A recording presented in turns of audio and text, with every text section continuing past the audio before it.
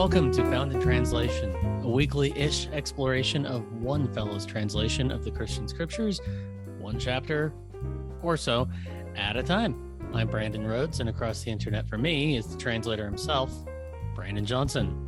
Hi, Brandon. Brandon. Good to see you this wonderful, wonderful day. How are you doing? Good.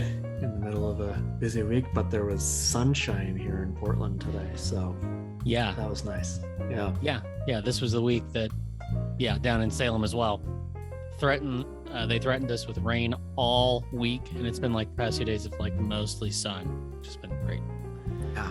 And the older I get, I'll take that kind of mistake. The older I get, the more easily manipulated I am into gratitude by the sky. Or heaven, depending on your translation. The heavens? Yeah. Well, speaking of translations, we do have enough in Ephesians 4 that we're not even going to cover the whole chapter in this episode. We're going to do, Ephesians 4, 1 through 16. If you haven't had a chance to read Brandon's translation, for those of you joining on YouTube or Facebook, hello. We will have the translation up on the screen here momentarily. And for those of you listening on the podcast, hey, we highly encourage you to read through it through a link in the show notes. And as always, don't forget the footnotes. They are actually quite extra long in these verses, so don't miss out on that. Go ahead and hit pause and give it a read. I should say what we're actually going to be talking about. In verse 3 with footnote B, we're going to talk about that word bonding.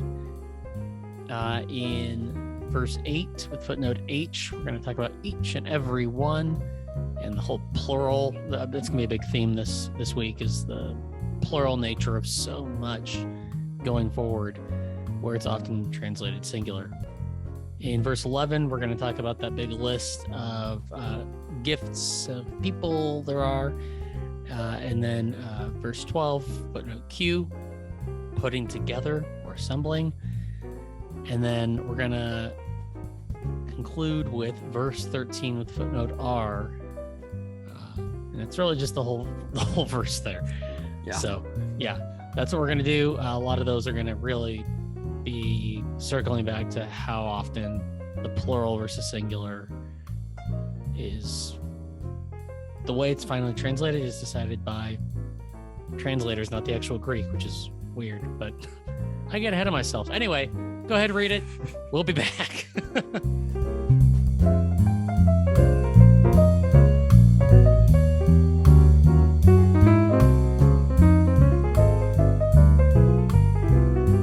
Hey everybody, welcome back.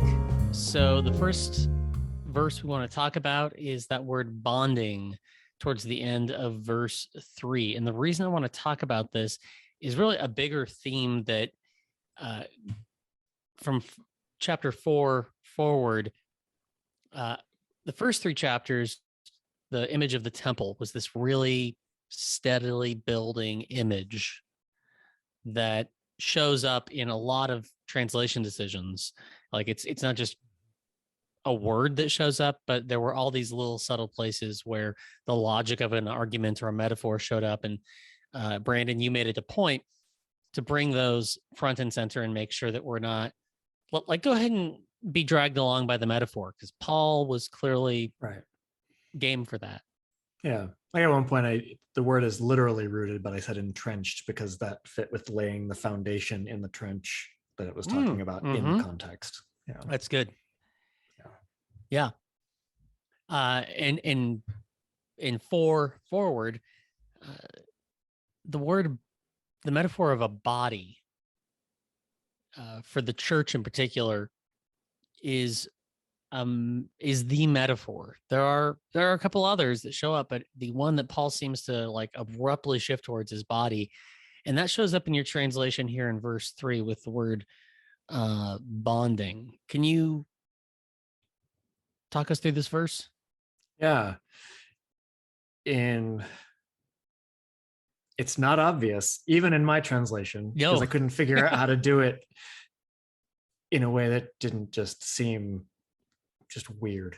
Heavy-handed. So Yeah. so like maybe there's a way to do it. I actually toyed with hyphenating, and then I felt like it was weird. But the word for bond there is literally the body part, a ligament. And it has both meanings, because like the Greek word for that body part essentially means the thing that bonds the parts of you together. So it fits, kind of works both ways. But it's essentially the first word here in this, like a whole list of body metaphors, which starts the very next verse. You are one body. So yeah, striving to protect the unity produced by the life breath with bonding peace. It's you might see bond of peace in some translations, which is fine. The Greek there is a genitive of peace, but there's not one way to translate genitives in English. There's of is kind of just like the simplest way, but this is what I'm calling, at least I think this is what's called an attributed genitive. So it's saying that the first noun is describing the second noun. Okay. So bond is describing what kind of peace it is. So it's a piece that bonds. Okay. In English, is that a gerund where a noun becomes that would be a participle. Oh, okay. Yeah. Gerund is also an ing, but that's more like a concept. Like running is my favorite thing to do. Oh, that's running. There would be a gerund. Yeah. And so this word bonding is ligament. It means it's fleshy. Right. Yeah. It's a part of the body that holds two other parts of the body together. That's lovely. Yeah. It's one of those translation shifts that doesn't it doesn't upend anything particularly strong. It just shows how much, I guess, rhetorical decoration there is, that we've just, for whatever reason, said, we could do better than that. Yeah. Or we don't know how to do it. That's not just super awkward. Like in this case, it's like, right. Yeah. To strive to protect the unity produced by the life breath with ligamentous peace. Right. Yeah. But what we do get to is later on, part of the reason that this is worth talking about, like you said, is because this is not the last body metaphor here. It keeps going, and it's really important. And there are ones where other translations do ignore the theme, and it changes the meaning in a way that is not faithful to what this is trying to say. And we'll get to that. Yeah.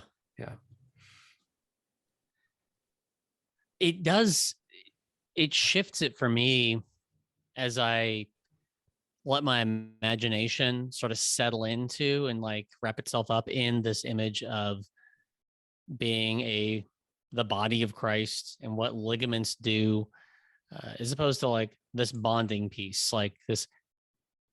That's just a much more generic word for connection. Right. But to think of like, the piece of the local body, of the local colony of Jesus people, that's what holds them together and what helps them actually be able to move fully. It allows me to want to play with the metaphor more and see if there might be an additional layer of meaning to this idea of peace as it's used here. Yeah, I could play with the language a little bit, do something like peace like a ligament. But then we get songs thrown in there, like peace like a ligament, peace. So Oh, wow. That might be worth doing. Watch as out, long Maranatha. as we don't sing. But yeah. So let's go on to the next one. I'm actually going to jump down to APEST. That way we can talk about all those plural singular ones together. APEST. Gosh, sure. I'm just immediately jumping to geek talk here. Yeah, apostles, prophets, evangelists, shepherds, and teachers. These right. conventional translations. An acronym for the list that's there. Yeah. Yeah. Let's see. So I'll get that actually on the screen.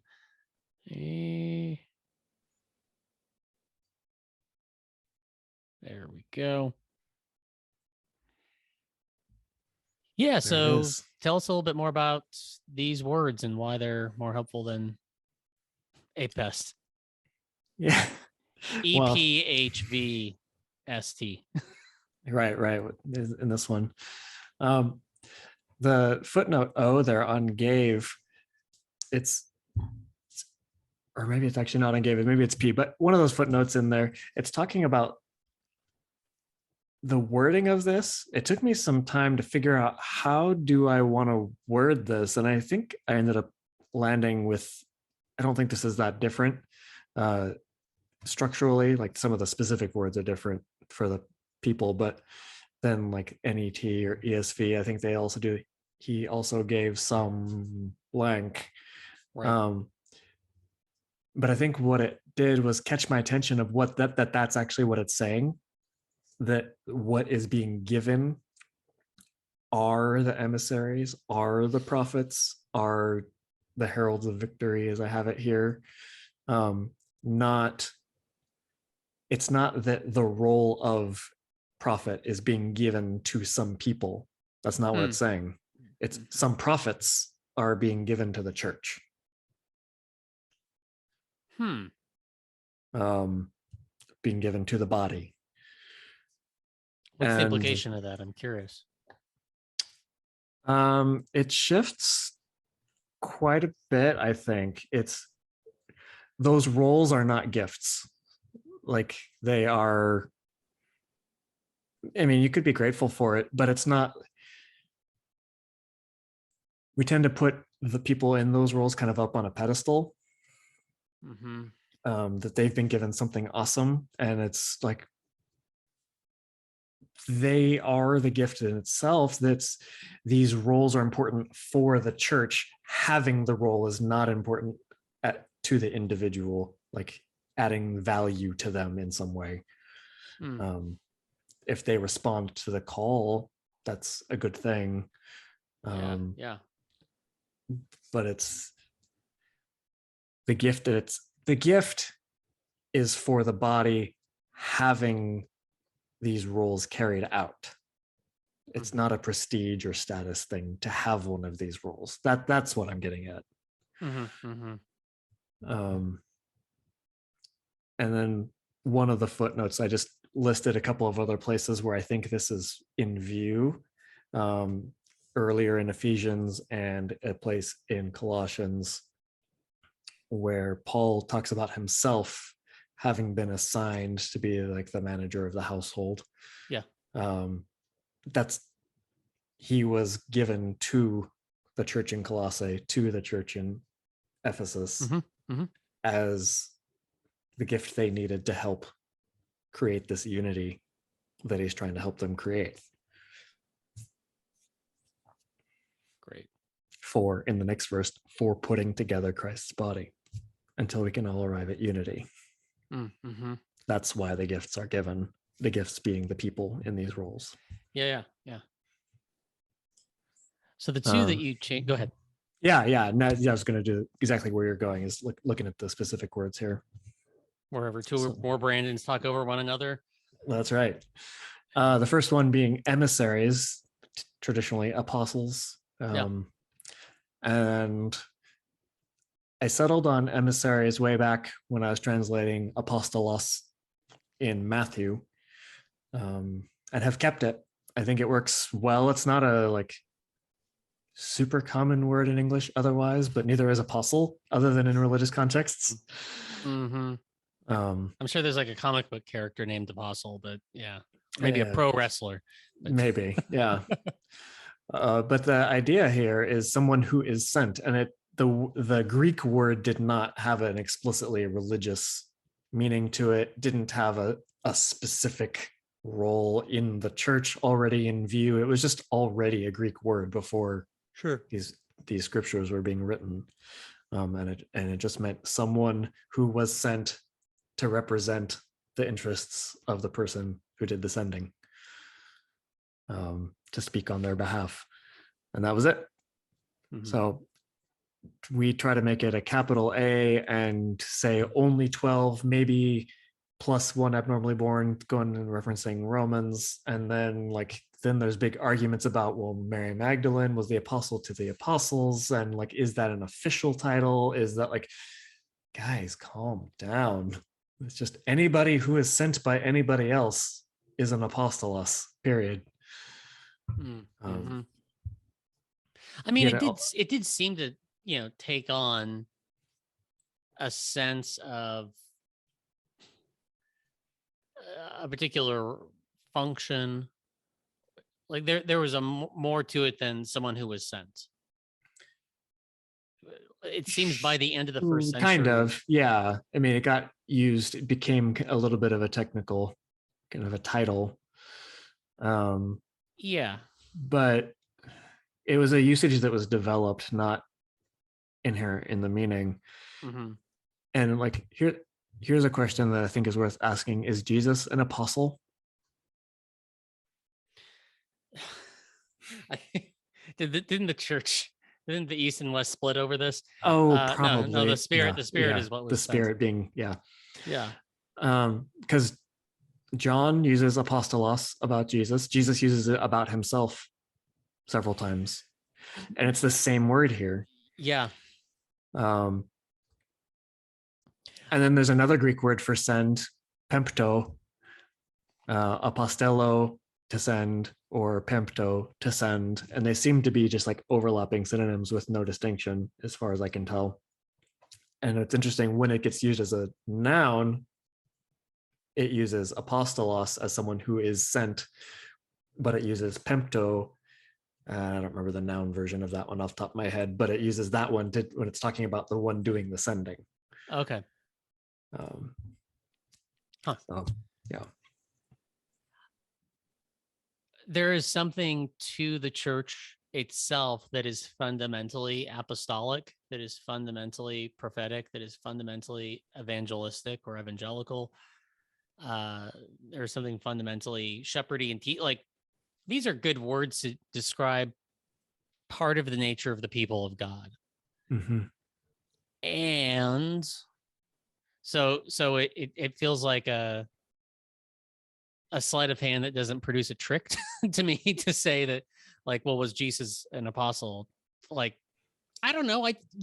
Yes. And mm-hmm. it seems like there was something the early church was using the word apostle to describe a certain calling mm-hmm. that was not necessarily limited to that first century. Right. I think part of what makes it feel important, mm-hmm. the conversation, is that it then has become a huge debate whether women can be considered apostles. Yes. Because if it's only this specific list of people, mm-hmm. they were men, the people on the list that are included in the list anyway, that people are insisting on is the list. Right. And then you get other scholars who are correct in saying that no, these other women had this Greek word used about them. And then the people say, no, it's only men. And the way we're going to do that is by saying that only men are on this official list of capital A apostles.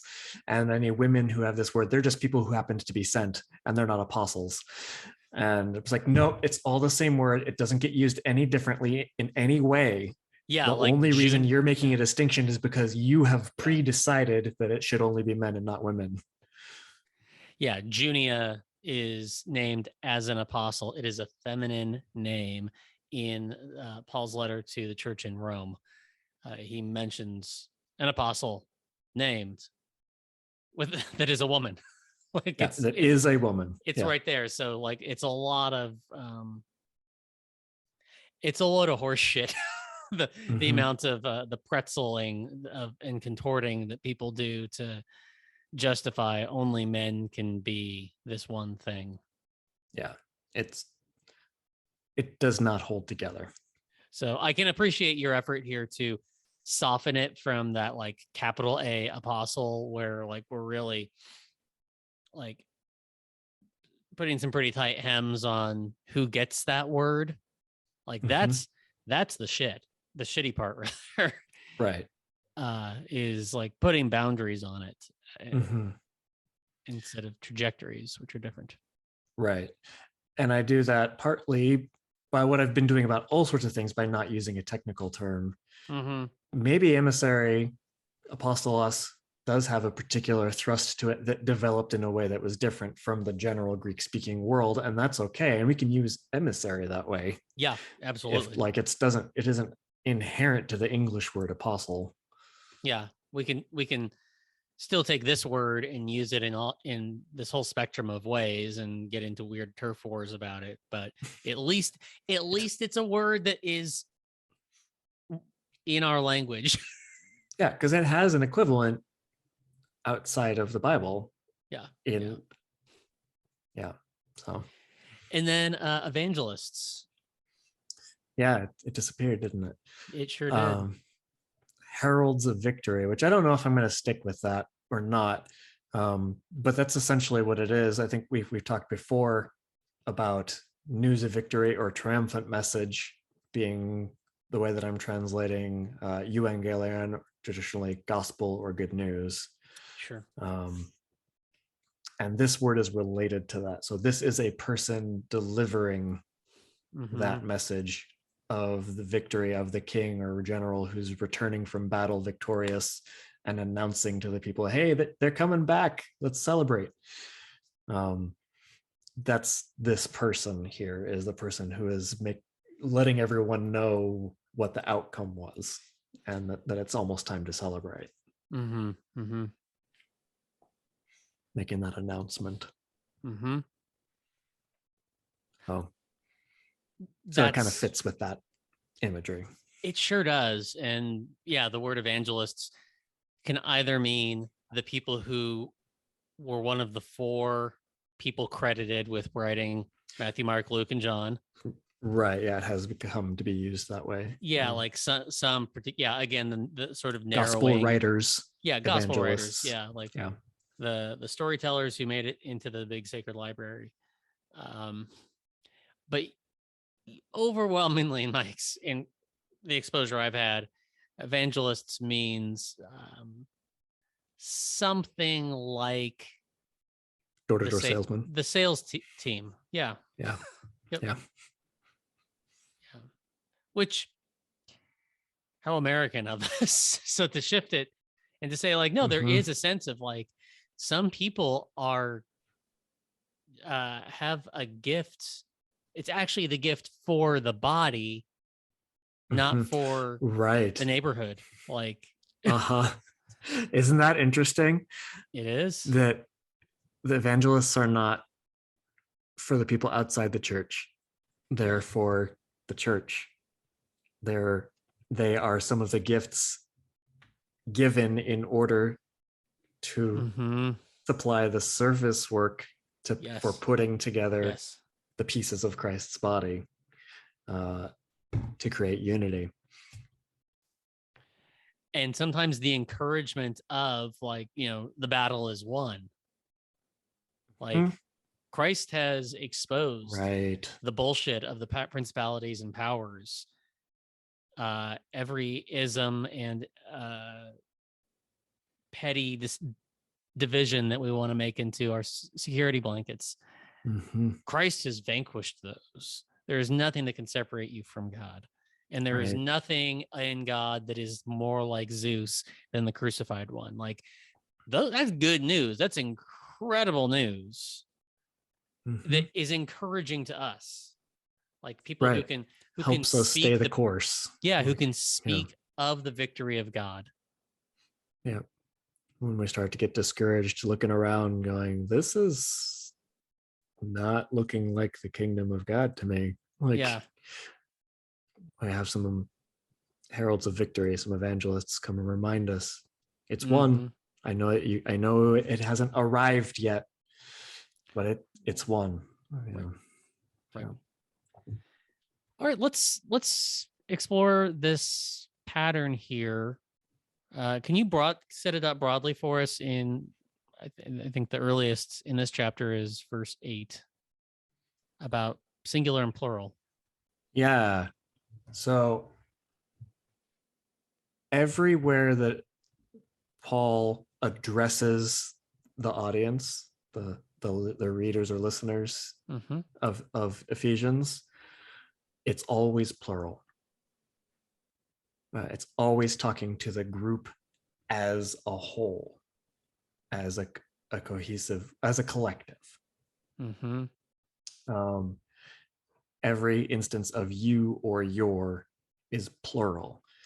English doesn't have a different form for singular and plural you. It used to, but not anymore. So it's the difference between like ye and thou. Yes. In an older form of English, but there's, I think, 2 places. This is one of them. It's actually verse 7, not 8. My apologies there. How dare you? Pardon I my think deviation. it's 2, but it may be 3, and this is one of them where there's a heni hekato is the Greek phrase, mm-hmm. and it's what I translated as each and every one. It's this really emphatic eachness. Like there's another word that gets used all over the place, pas, to mean each or every. Okay. It's not that. This hekato is a much less commonly used word that's very emphatically like dividing this one and this one separately.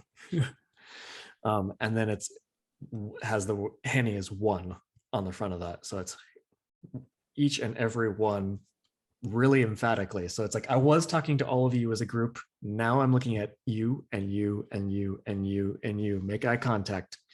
I'm talking to you. But it's almost never that way. It's really emphasized when it is, so you know when it's happening.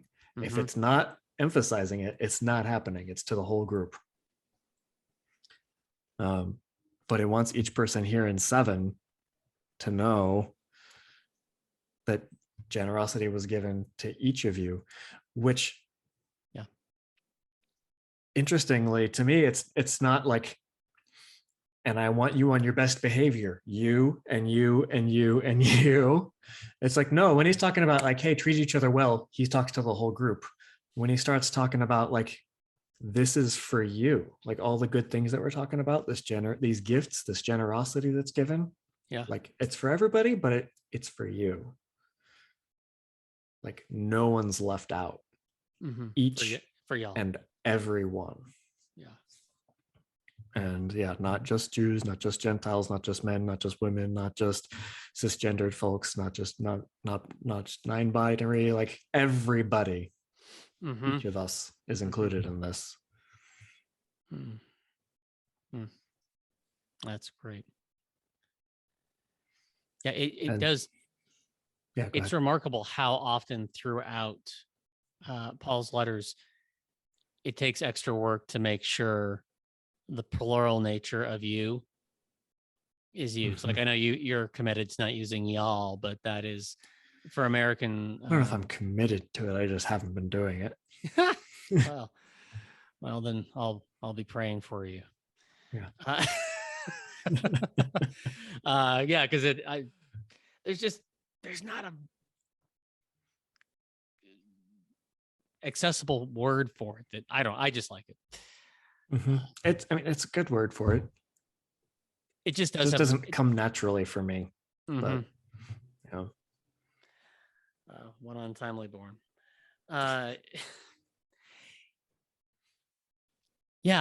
Every turn, particularly in this letter where Ephesians is so much about how you who are different from each other, you who are just separate people, separate individuals. How are you going to weave a life together? And what is the work of Christ? What is the work of Creator? What is the work of the life breath in that creating one people together and create, like, figuring out how to just create a life together with our difference? And when Ephesians is read with the singular you, it's so easy to just hear it as him shifting over towards, and now here's some good advice for individuals to be good Christians, not members of a body, not members with a role in the temple. You know? Yeah, the role in the temple thing makes me think of how often Ephesians becomes the go-to place to support individual predestination for heaven after you die. Is it really? Yeah, Ephesians 1 gets pointed to. And it doesn't work. It's because it's not about individuals. It talks about being chosen. Y'all are chosen as a collective. Yes. To be the sacred people who are meant to serve the whole world, to bring them all in connection with God. Not, I've selected you and you to go to heaven after you die, but not you, and you. Sorry, you're out of luck. Yeah.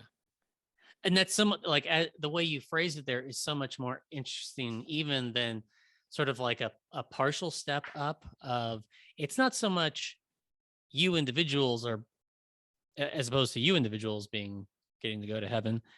It's not just shifting from that to like, y'all get to go to heaven. It's like, it's a much bigger sense of what election or predestination or whatever it is the purpose of your calling, of y'all's calling, is God's broadly like interested in a people exploring and receiving, inheriting God's reign, not just vacuuming individuals up into it. Right. And people living God's reign become the light to the world to help others see the way to live God's reign. There is no in and out in that. It's you saw it.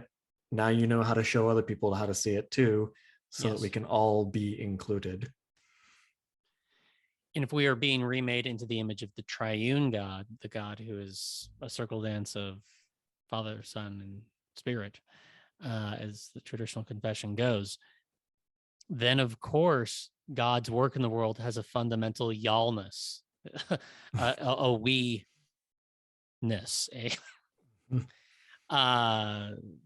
Yes, thank you. Listeners, you'll never know what we're laughing at. Maybe you will. Yeah, that's a profound shift. It's big. And I lost not my train of thought. It's a profound shift that isn't new. Like, this is what people have been talking about since the beginning of this. Yeah. And it wasn't until later that these other weirder ideas started getting involved. I've said before that, to the shock of those hearing it who were much closer to it, that Calvinism is extremely selfish. Ooh. Which seems counterintuitive to those who know it, because it's all about not being selfish, right? You don't think about yourself. It's all about like doing all the right things, like loving your neighbor, following the rules, not thinking about what brings me pleasure and basing my decisions on that.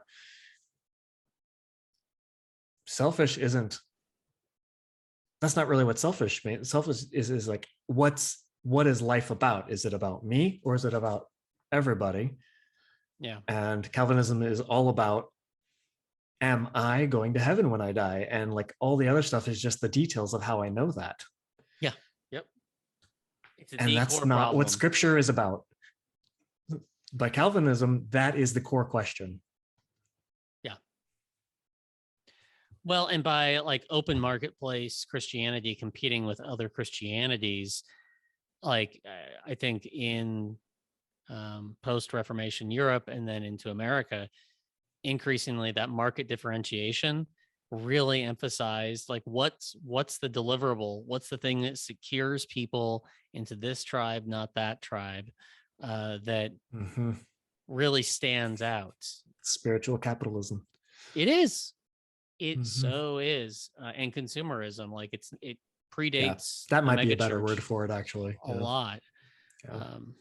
My wife is, I like saying that now. My wife is, it's one of the first times you've gotten to, at least is part of the Roman Church. She's Catholic, and for her, as she's tried to understand evangelicalism, because she works with a lot of folks kind of on their way out of evangelicalism or all the way out, and understanding that dynamic of, the reason you guys fixate so much on this stuff really is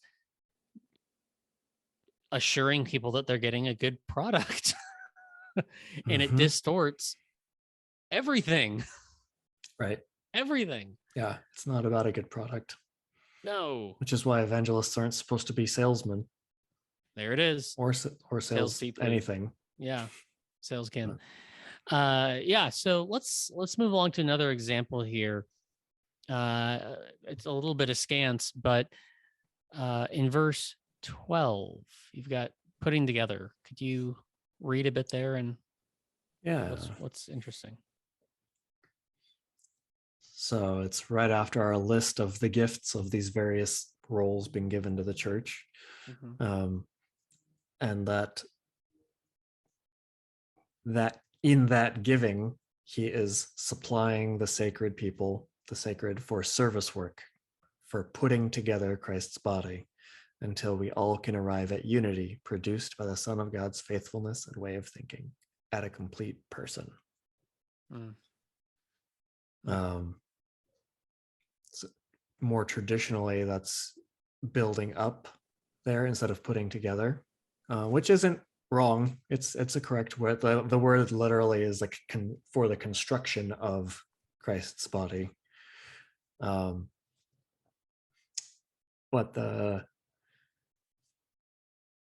I think putting together or assembling fits the context right here better, which you can put together a house and you can assemble a house and you can build up a house and you can construct a house, like fine, like they're all possible ways to do it, and that's really what the word is. Oikodome is literally like to build a building, to build a house, or the construction of a house. So, but when I hear and have heard building up or teachings about that idea, it has either been one of two things, and neither of them are this. So the first being the better of the two, like encouraging somebody, encouraging an individual, building them up, encouraging them, maybe edification. Training, edification, which edifice, build up. Oh shit. That's where this comes from. Yeah. So there it is. Yeah. Mind blown. And so, we use edification, like encouraging someone and helping them get stronger. And it comes from this, is why we call it that. Yeah. And I think that's a very good thing to do. And it's not what this is talking about. The other way that I've heard it used is like building the church as in recruiting new members. And again, not what this is talking about. Remember, he gave some emissaries, prophets, heralds, shepherds, and teachers as supplying the sacred. This is for Christ's body. This is not for those outside the church. This is for the church. Yeah.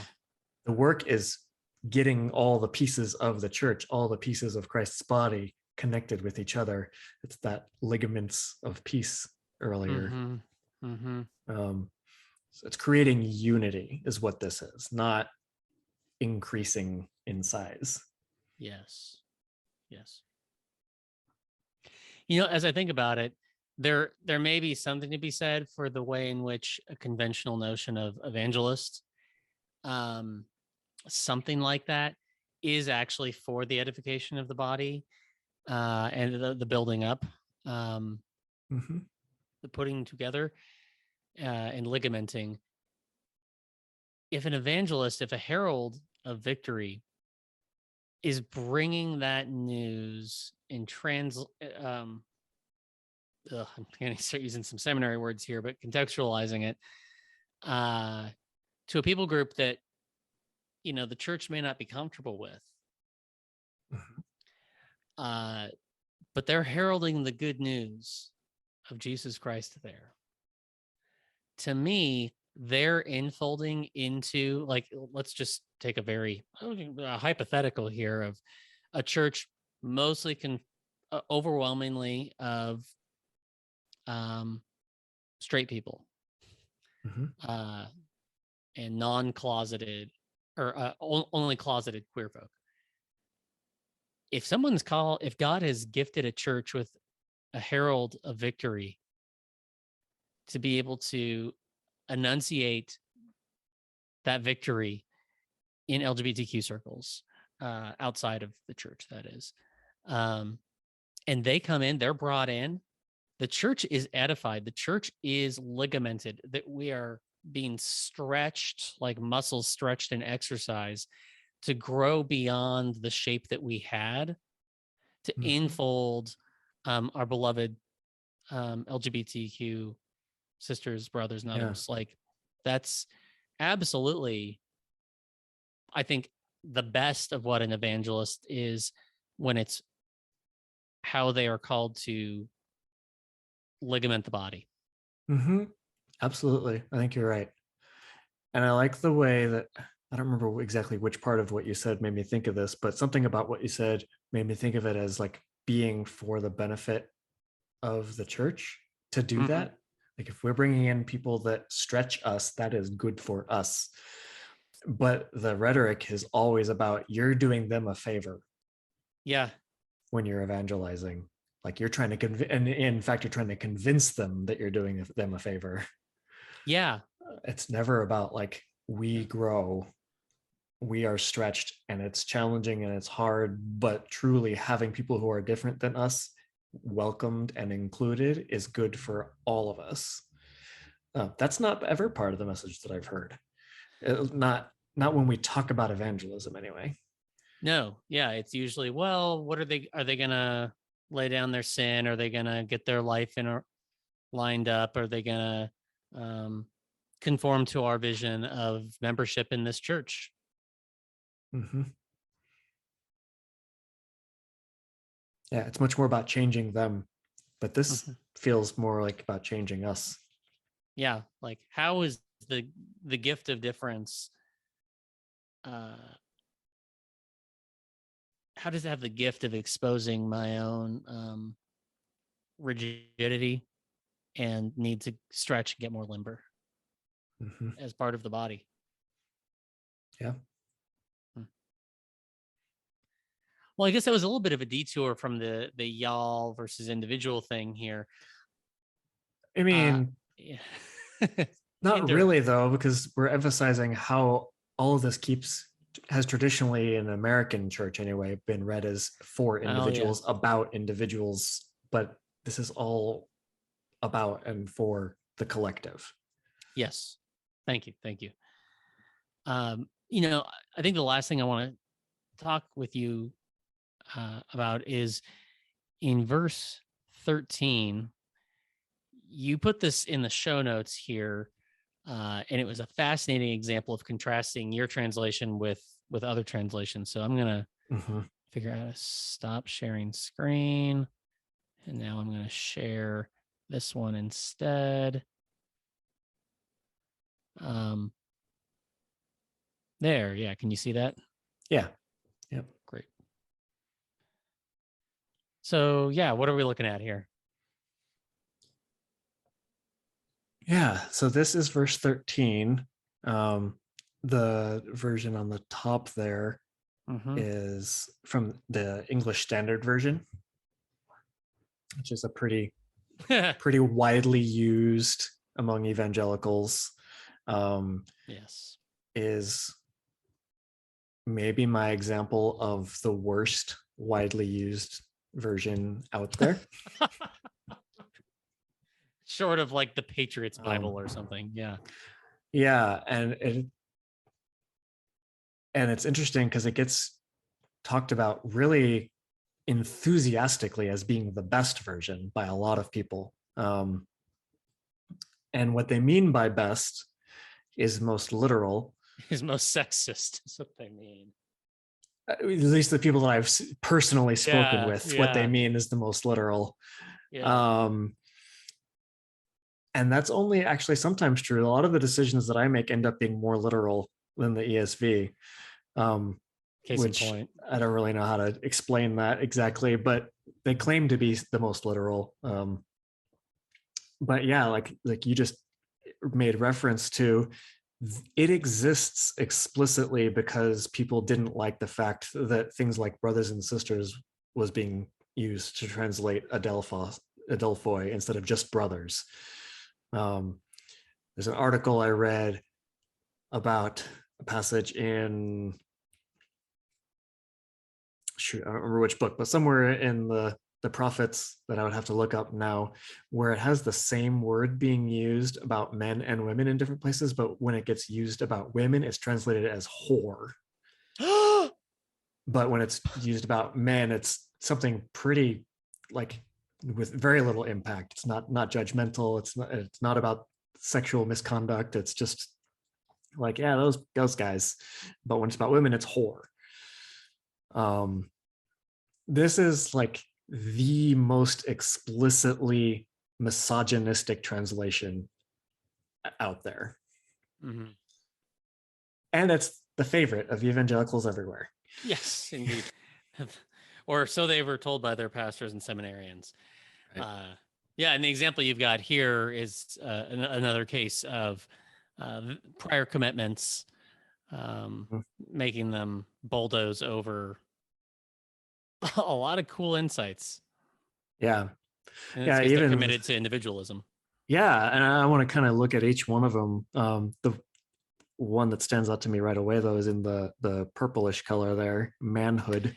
Yeah, I want to make sure people can, who are listening, are able to hear this. Yeah, let's read them both side by side here. This is the ESV one, until we attain to the unity of the faith and of the knowledge of the Son of God, to mature manhood, to the measure of the stature of the fullness of Christ. And here's mine, until we can arrive at unity produced by the Son of God's faithfulness and way of thinking, at a complete person, at Christ's standard of full maturity. It's pretty different. And technically, it can be translated the way the ESV does it. It doesn't make sense in the context, the immediate context and the larger context of the scriptures as I understand them. But it makes perfect sense in the larger context as evangelicals are committed to understanding what the point of everything is if I believe the right things, I go to heaven when I die. If that's the only question that matters, the way the ESV translates it here makes a lot of sense.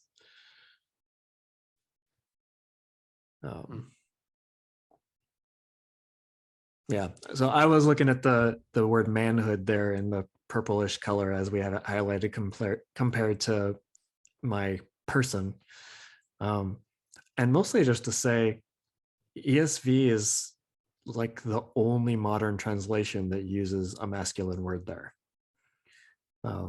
Looked at NIV and NRSV and several others, and they all either do NET uses person.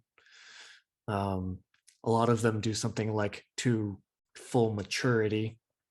They just get rid of the person piece of it altogether, which I think does injustice to the body metaphors that we keep coming back to. Yeah. But at least it's trying to do away with the weird gender exclusion that's happening here. But ESV is just like bulldozed. No, we're going with manhood. The only other significant translation that does that is the King James. Oy. Until we arrive at the full measure of 400 he who pisseth against the wall. Right. Yeah.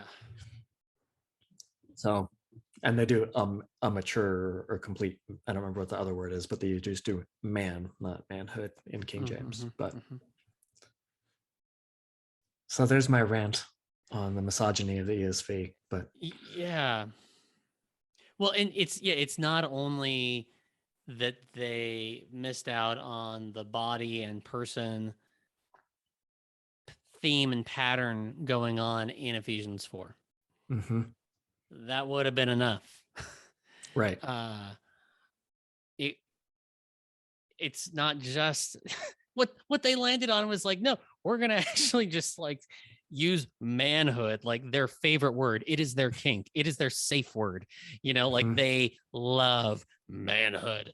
And it's they chose to like shoehorn that random shit into the middle of this otherwise totally rad stretch of scripture. I can't understand. I mean, I can understand. I just really don't want to. It makes it makes me sad and angry, which are important feelings. I just don't like having to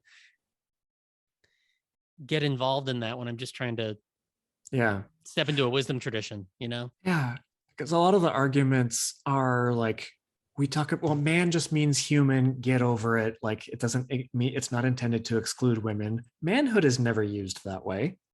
That's not how that word is used. Mankind. Yeah. So if they had said mature mankind, okay, you can go ahead and do that argument. Manhood is only ever about masculine men. Yes. There's no argument there. Yeah. John Wayne and all that. Oy. Well, thank you for making it a bit better. Yeah. I'm feeling my blood boil a little bit here. Good. I hope that's good. Well, that got us up to about the breaking point in the chapter. So we should probably wrap this up. We've got a day ahead of us. We are both so thankful for your company on this leg of the journey, everybody.